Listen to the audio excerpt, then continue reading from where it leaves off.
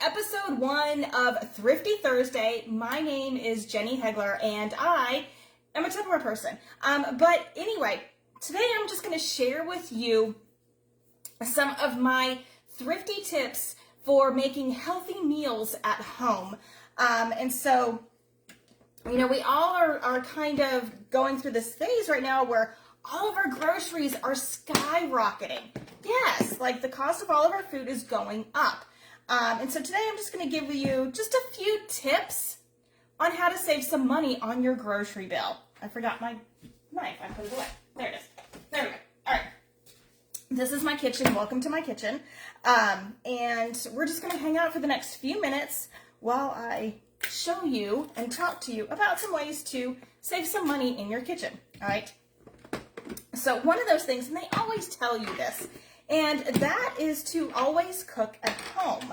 And that's because we all know that eating out is more expensive, right? Yes, but did you know that it costs about 5 times as much to eat out as it does to cook at home, all right? And so,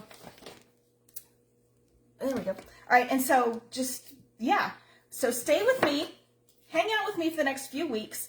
I'm going to be giving some more tips and that sort of thing on how to save money. But in the meantime, and then I'm going to kind of switch to your favorite takeout recipes. So go ahead in the comments, let me know what are your favorite restaurant or takeout recipes that you always get that you wish you knew you could make at home. All right, so go ahead and highlight that. You know, one of the other tips that they always tell us is meal planning.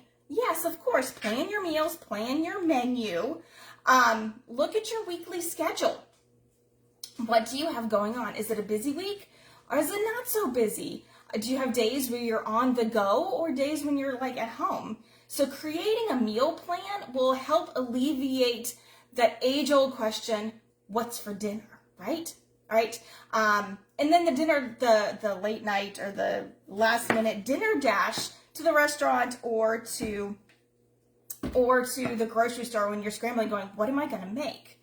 And then that brings me to number 5. Don't go to the grocery store hungry because you always end up putting extra stuff in your cart.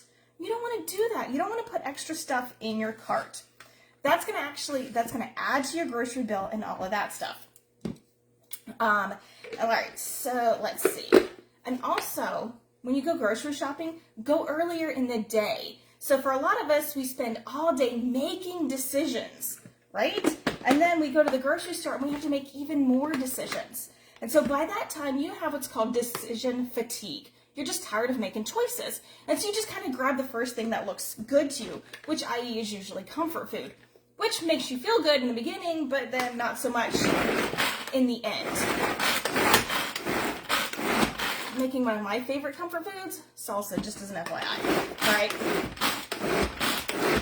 So as you're meal planning, you can also recipe plan, right? Do you have recipes that use the same ingredients, right? So kind of look at that. Do you have a couple of recipes that have green onions and green peppers and that sort of thing? How many of the recipes are you using that week that uses those same ingredients, right?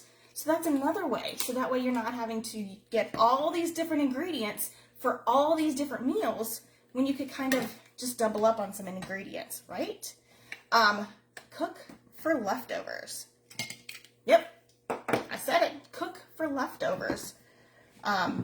Make a big batch of something on the day off, like spaghetti sauce or something like that, and you can use it for a couple other dishes that week, right? But if you don't like leftovers, there's something else called a plan over, right? So plan your meals. So if you're doing plan overs, like one day you have spaghetti and meatballs, and then later on in that week, you can have meatball subs. You don't like the leftovers, turn it into something new. There you go. All right. And let's see, one of the restaurants bins. I also have a recipe for a bacon cheddar beer spread. So yeah, bacon, cheddar, beer. Like, what's not to love about that? But then later I can take a cup of that and turn it into a beer bacon mac and cheese.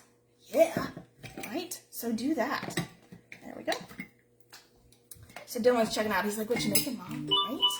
Right? Let's see. There we go. And then, of course, the age-old thing. Always stick to your grocery list. That helps alleviate some of the extra stuff that you buy. Oh, also, go to the grocery store by yourself, right?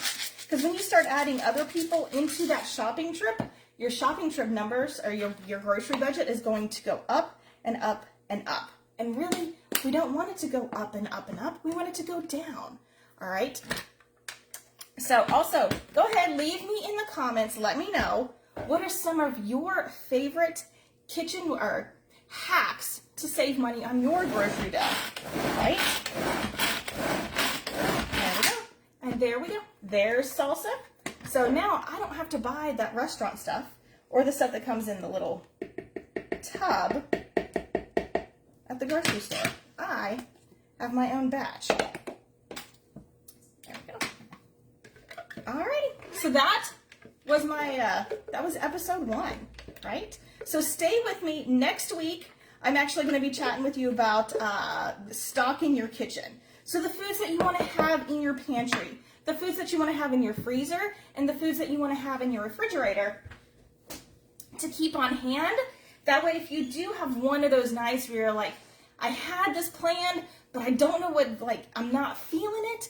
That way you can come up with a great idea for an easy meal, and you don't have to worry about scrambling again, all right? I will see you next week as my son is scrambling to figure out what he's going to have for lunch, all right? So I'll see you next week at noon. Thanks for joining me. See you later. Bye.